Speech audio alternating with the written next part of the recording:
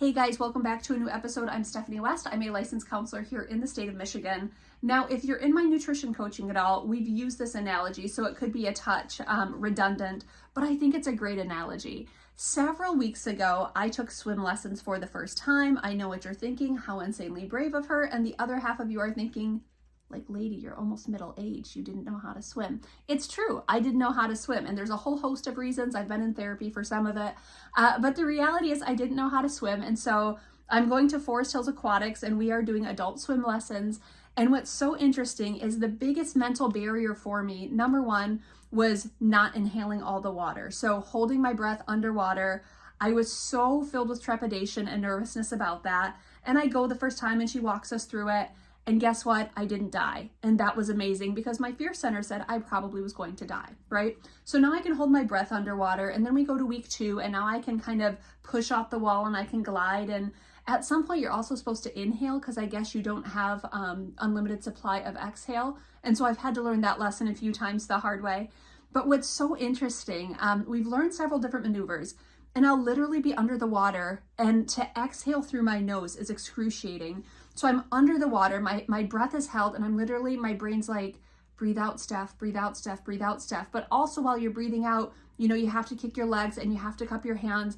And my brain is literally step by step, okay, breathe, okay, stroke, okay, kick, okay, breathe, okay. And it is the most awkward, just tedious, like survival going on under the water.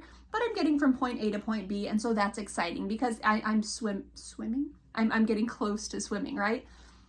I'm talking to some of my my cohorts there, and a gal is talking about this guy who lives on the lake by her, and he swims 6 miles a day. And so we're all like, oh my word, could you imagine 6 miles a day? Like the athleticism, the endurance, the stamina, all of the things. And all I could think throughout the rest of the class is like, I'm on my way to 6 miles a day. Now, do I think I'll get to 6 miles a day? No.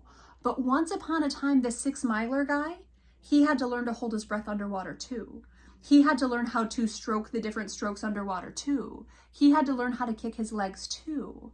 And so while I might not ever get to his level of practice and his level of skill, he had to start the very same place I did. Now, he probably did it as a teeny tiny toddler, so he has a bit of an edge on me.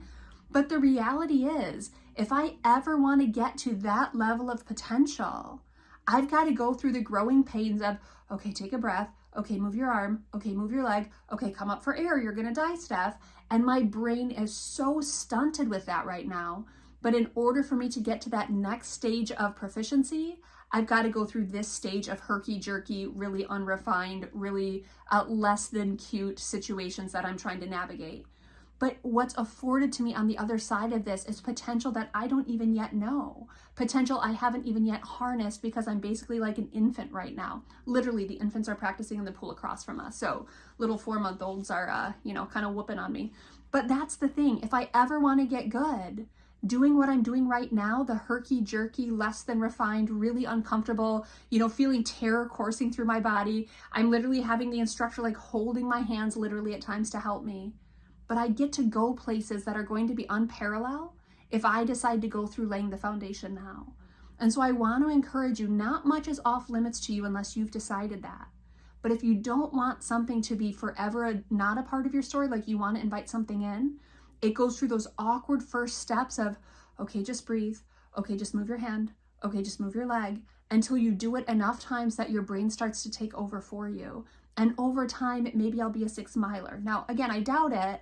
But what if I could go for, 60 seconds and then 6 minutes and then maybe 60 minutes one day?